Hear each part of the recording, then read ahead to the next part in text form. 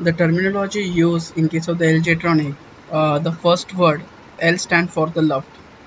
It is a German word used for the air. In case of the KJ-tronics, the first word was K, which represent a continuous injection system.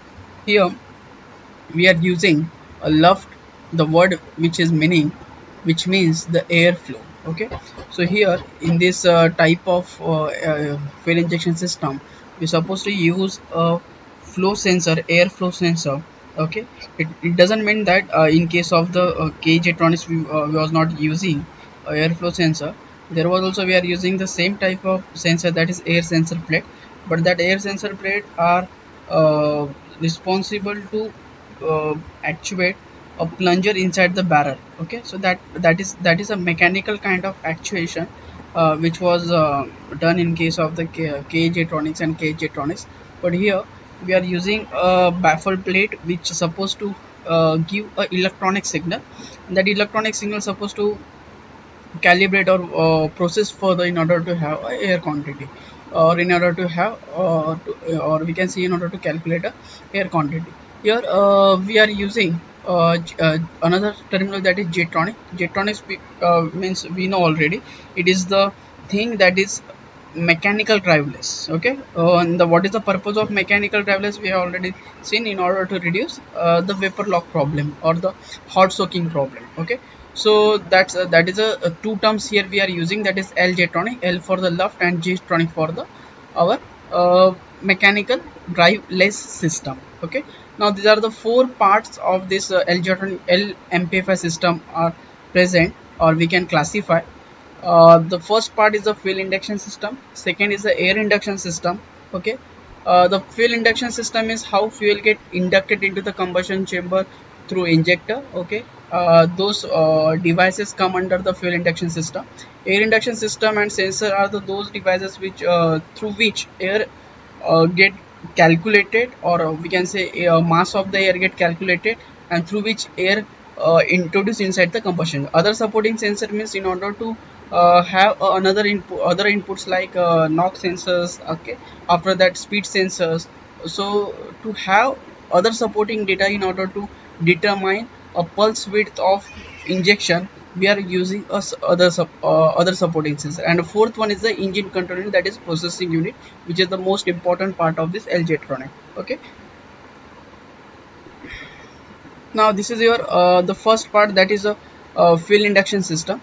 This is a fuel induction system which includes a fuel tank. After that, second is the fuel pump, third is the fuel filter, fourth is the distributor pipe, or we can say common rail. Okay, another end of the distributor pipe is connected to the pressure regulator. Okay, there are total three end of pressure regulator. Pressure regulator have one is the top end, one is the bottom end, and another is the middle end. Middle end is connected to the distributor pipe. Top end is connected to the fuel tank, and the bottom end is connected to the inlet manifold.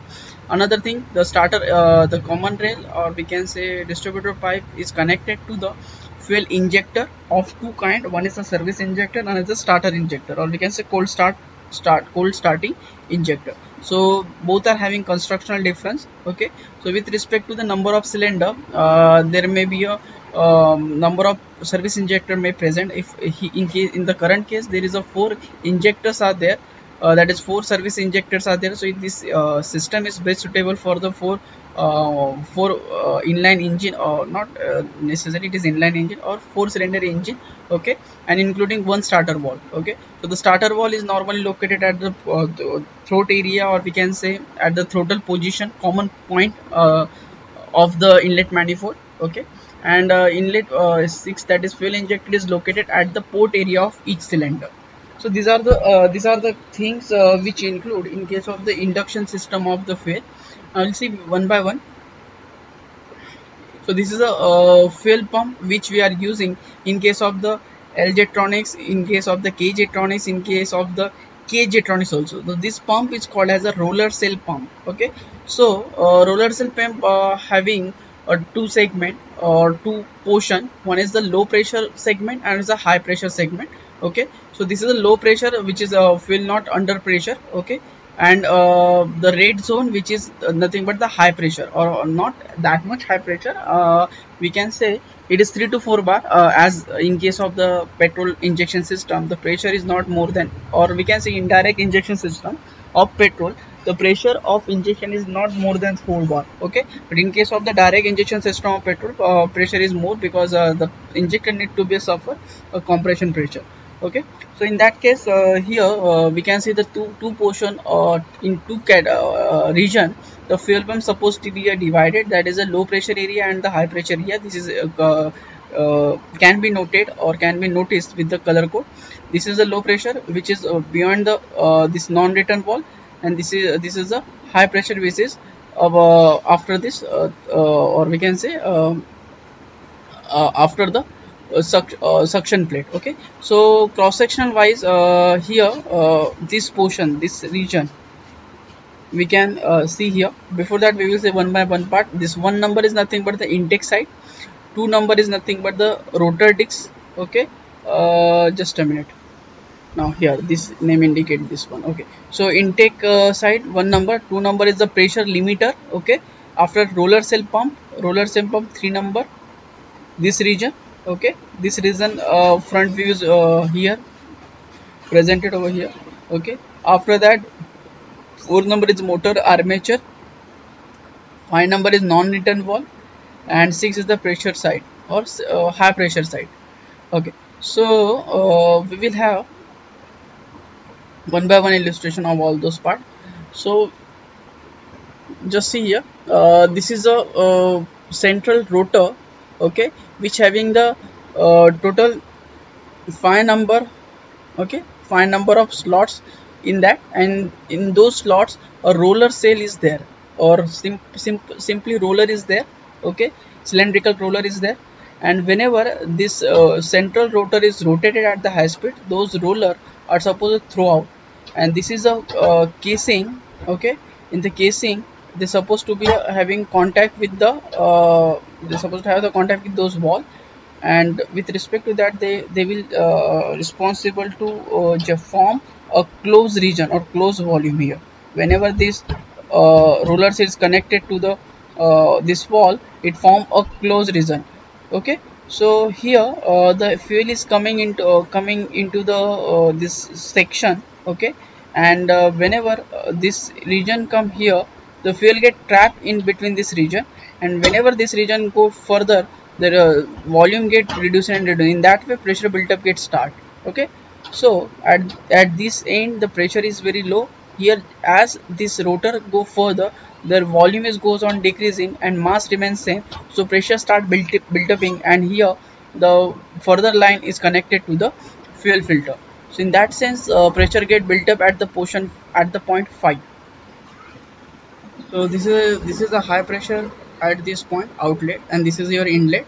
Now the we will go further. This is a non-return wall, or we can say pressure limiter wall is there. Whenever the pressure here goes beyond the certain value or a desired value, which is more than the 4 bar, that time this non-return wall or the pressure limiter get open, and the fuel supposed to exit through this way to the fuel tank, because this line is coming from the fuel tank. So if the pressure is not or we can say this armature, or we can say the fuel pump is not sufficient or not able to push the fuel further in forward direction to the distributor pipe. Okay, due to the some reason, there may be a reason like fuel injector is not utilizing the fuel quantity with that rate as that fuel pumping, or your pressure regulator valve of distributor pipes get blocked. Okay, so there may be any reason. In that sense, just like our pressure cooker fusible valve. Okay, this pressure limiter is work, because if this pressure limiter is not there, and further system beyond this is completely blocked due to some reason like foreign particle or any debris is there, or any carbon particle or anything which may gum particle maybe there, which block that entry, or anything may possible if hydrocarbon is there. So due to that, if get blocked, no further entry is allowed, or no pressure buildup, or simply we can say the pressure buildup is more than the limiting value, that is 4 bar. This fusible sorry, this pressure limiter get open in this direction and the allowed to follow the fuel into the fuel tank. If it is not there, this suppose this thing gets busted, or this thing get start leaking. Okay, so this may be a problem here. After that, this is a armature. This armature is permanent, so electromagnet type thing is there, and here this is a permanent magnet. This black thing is the permanent magnet, and this is the electromagnet, and this is the carbon brush which is communicating with it. It is located inside the fuel. This carbon brush is located inside the fuel, means this area is completely filled with the fuel. So any sparking take place inside this motor, which is not flammable, because here this entire region, this red region till here until the injector is filled with the fuel. Okay, and this pink somewhat light red color, and this is a dark red color. Okay, so this light red color is filled with the fuel, and this is a dark red color is also filled with the fuel, and whatever the sparking take place here on the armature and the carbon brushes are not responsible to lead a flame, or not responsible to lead a fire, because here absence of air is there. So this helps to prevent a problem like fire hazardous. So that's why this design is very is good as compared to the other fuel pumps. Okay, there are other fuel pump also present. So in comparison to that, this fuel pump is most probably used in case of the fuel injection system, and is normally located inside the fuel tank, not outside the fuel tank. Okay, after that the fuel is entering to the distributor pipe through this second non-return valve. Okay, so it only allow fuel to go further, not allow fuel come back into the armature region. Okay, so this is the thing of this fuel pump, that is, this is a pressure limiter valve. After that, this is your roller cell pump region. After this is armature, this is your stators. Okay, this is a carbon brushes, or we can say communicators. After that, this is another non-return. Okay, so this is a thing which comes under the fuel pump. We'll see next thing, that is a filter. After the pump, the thing is entering to the pressurized fuel entering to the your filter. Okay, so filter, whenever is entering to the filter, the normal filter, normally paper filter is used here, corrugated, it is called as a corrugated paper filter, which having the more surface area and having the more strength, because here after the pressure 3 to 4 bar pressure need to be suffer by that paper filter, or the we can say the that membrane. So due to that, it need to be have a good strength in order to have a long life. So that's why here corrugated paper filter are used. Corrugated is nothing but the zigzag shaped paper filter, which is arranged circumferentially on the steel frame. Okay, so here centrally steel frame is there, which is in a porous nature. Here this black line, dark black line, indicating the steel frame, corrugate, that's perforated steel frame, and this point number 3 or part number 3 also steel plate, which is in a perforated. Okay, which is in perforation in order to helps, or in order to provide a support to that corrugated filter or the paper filter. So whenever the paper pressurized will come into the fuel filter, it's enter through this way.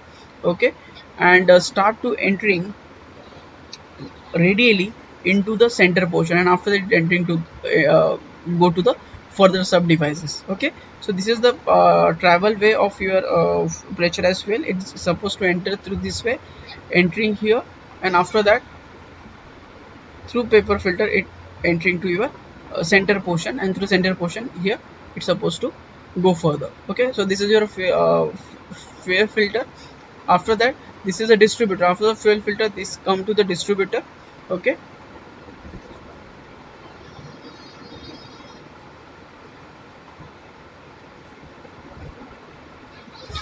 okay, so this is a fuel inlet from the fuel filter.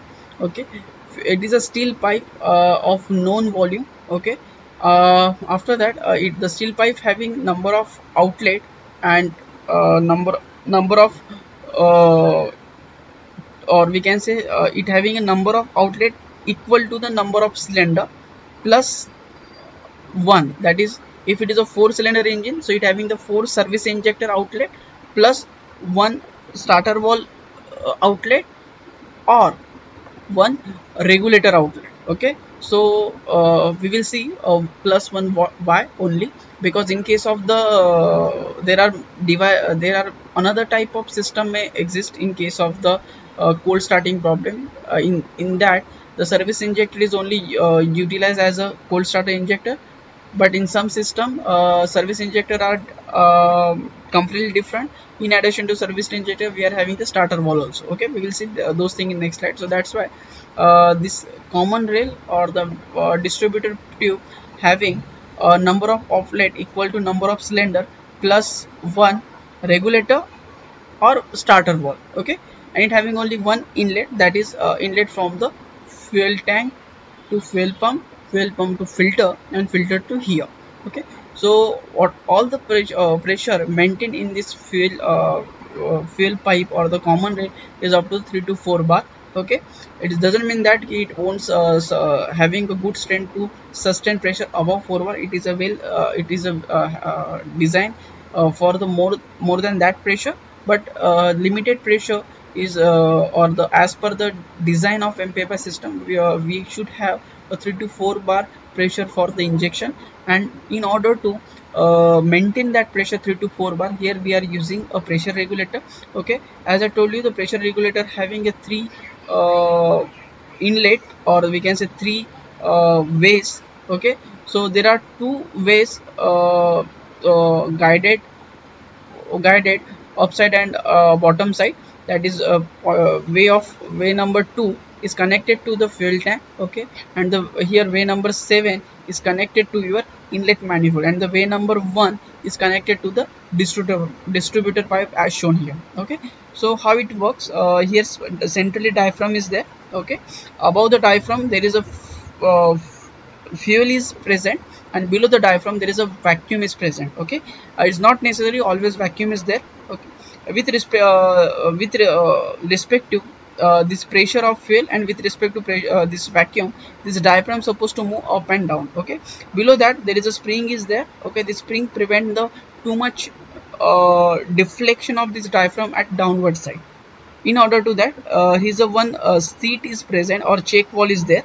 This check valve is responsible to block this exit through way numbers 2, or it is way to fuel tank.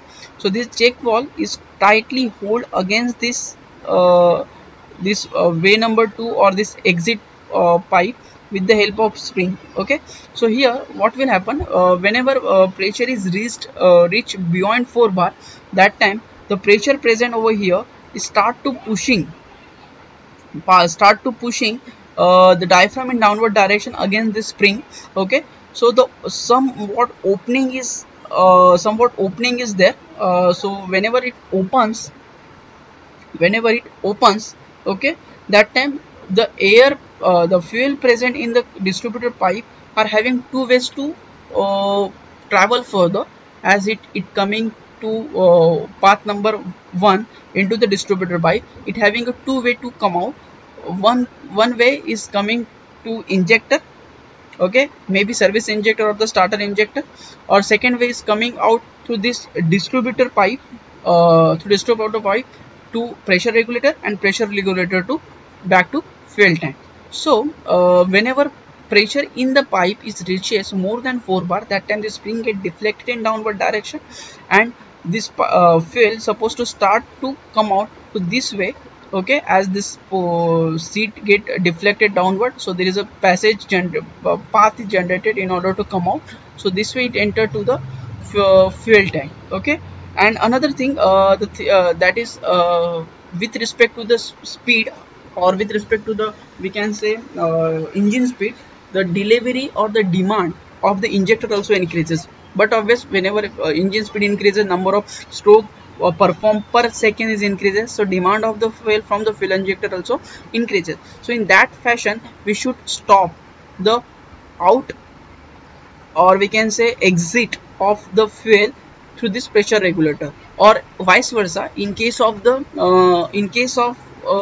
less rpm. Okay, in case of the less rpm, the demand from the pressure fuel the demand of fuel from the fuel injector is also less. In that time, the fuel forwarded to the injector is very less. So in that way, fuel forwarded toward the pressure regulator in order to reverse back it to the fuel tank. So in that sense, here we are connecting the bottom end of this pressure regulator to the inlet manifold. We know at the normally low rpm is occur, or low rpm is present in case of the in two cases. The first case is that idling, and the second case is the heavy loading. Okay, the first case we will discuss here. Whenever idling is there, that time what happen, we are supposed to unrest, or we supposed to keep our throttle plate at almost closed condition. Okay, so during that time the manifold vacuum is increases, so that manifold vacuum is supposed to introduce here through this pipe. Okay, so whenever manifold pressure is introduced here in the bottom chamber, that time this high pressure, or not high pressure, 3 to 4 bar pressure fuel is pushing further as compared to the normal condition downward this diaphragm. Okay, so because of that, now the opening is here is more as compared to the previously discussed case, because now vacuum is here. Okay, which just because of the idling position or the closed position of the throttle. So whenever this pushing downward, that time it having somewhat wide opening. Okay, or wide deflection toward downward direction. In that way, the more path is allowed to fuel to enter back to the fuel tank. So this is the way, or we can say this is the compensation, fuel compensation, or the correction factor done by the manifold vacuum. Now we will see the high loading case. During the high loading case, this is the case may like your engine is fully loaded, or your vehicle is fully loaded, and you have the full throttle condition, but then also your engine speed is less. In that case, what will happen? In that case, your the demand from the demand of fuel from the fuel injector is very less. Okay, demand from the fuel injector, demand of the fuel from the fuel injector is very less. In that case, we are supposed to open your throttle is very wide. In that sense, the vacuum is absent here, and whatever the extra fuel are sending back to your fuel tank is cut off, or we can say is not in that much rate as we are sending back in case of the idling, because in idling the fuel delivery or fuel requirement is less. Okay, but in case of the heavy loading, that is full throttle operation, and your vehicle is loaded fully with the tons of load, in that time fuel demand is less, but then also we are trying to inject a more fuel into the into the combustion chamber. And as I told you, this thing, okay, this tube is built up for the high pressure, not only for 4 bar. Okay, basically it try to maintain the 4 bar, but it designed for the high pressure. In so due to that, whenever manifold pressure is absent here, vacuum is absent here, that time the pressure present inside this line goes beyond 4 bar up to the 6 bar. And due to this is a condition of the heavy loading of vehicle or high loading of vehicle, that is throttle position, throttle is completely open or wide throttle is there, and with respect to that engine speed is less. Okay, even though we are having the wide throttle, engine speed is less. It means your vehicle is loaded with the high load, or we can say tons of load is added on the vehicle. Due to that, the overall speed is of vehicle is decreases, or rpm of the engine is decreases. Okay, so in that case we supposed to try to achieve a huge mass, or we try to send a more than requirement mass into the combustion chamber. Okay, into the combustion chamber by monitoring or regulating the pressure in the common rate. Okay, so for the same pulse width we supposed to sending a more quantity of fuel, because pulse width is metering here, and at the same time through pressure regulator we metering we supposed to enhance the pressure in the distributor pipe. Okay, so thing is that here two devices combinedly helps to regulate a backflow of fuel into the fuel tank. Okay, the first thing is this spring, that is six number part, and second thing is the vacuum present in the inlet manifold. So this thing combinedly helps to regulate a backflow of fuel into the fuel tank. Okay, I'll see the next thing. This is your fuel injector. Okay, so the fuel injector, it is different, somewhat different as that of your fuel injector used in case of the KE Jetronics and the KE Jetronics. Till K and KE Jetronics, the system was continuous injection system. Here we have the pulse injection system. The pulse is nothing but the till the time which or till the time during which we are supposed to sending us electric signal, only that much time the fuel supposed to be injected. Okay, so here simple solenoid are used inside the injector. This is your the red color indicating the fuel flow, okay, or the region which filled by the fuel. Okay, this is number 3 is nothing but the solenoid armature. Number 4 is nothing but a needle valve. Okay, and number 5 is nothing but the electric connection. Number 1 is nothing but the filter, and number 2 is nothing but the solenoid winding. So here this is a spring which helps to pushing down this needle downward direction. This is a needle which is rested on the seat. So needle seat is there, so it having very close tolerance, or it having clearance, or we can say it having a very close mate or seal proof mating contact, through which a single droplet of fuel cannot be enter into the combustion chamber till this needle not lifted. Okay, so in that much precision is take care while manufacturing. So this needle seat and the needle are perfectly matched with each other, so no fuel get leaked into the combustion chamber, or sorry, into the port. Okay, so this is a needle which is rested which is integrated with the that we can say solenoid armature. Okay, and this is a spring force which continuously pushing this needle towards the needle seat. Now there is a second number, that is solenoid winding is there, and whatever the pulse provided at the point 5, that is electrical connection, it's forwarded to the solenoid. Whenever the solenoid get those signal, it converted into electromagnet, and that electromagnet responsible to attract this armature towards itself, and this armature get attracted or get lifted in upward direction against this spring force. Okay, so the armature get lifted till the time we have not ended our pulse, or we are till lifted till the pulse width is not over. Okay, so pulse width is nothing but that it is a time in between electric signal is forwarded to the injector. Okay, so this is the electromagnet. So as soon as the electric signal is ends, or the pulse width ends, it again get magnetized, and this springs responsible to push back this armature or solenoid armature, or we can say needle wall against the needle seat. In that way fuel cutoff is take place. So the fuel cut on and cut off is depend on the basis of this signal forwarded to the solenoid armature. Okay, so there are two lines here. One is the electrical line which is guided to the armature, and is the fluid line or hydraulic line which is guided to the inlet port. Okay, through this needle. So this is the your fuel injector which is used for the service purpose. Okay, so this is a service injector. You can't say the what we can say the starter injector or the cold starter injector is completely different as that of the service injector. Now we'll see.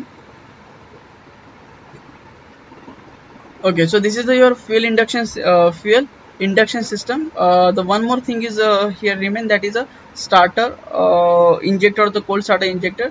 That injector we will see in the next slide. Thank you.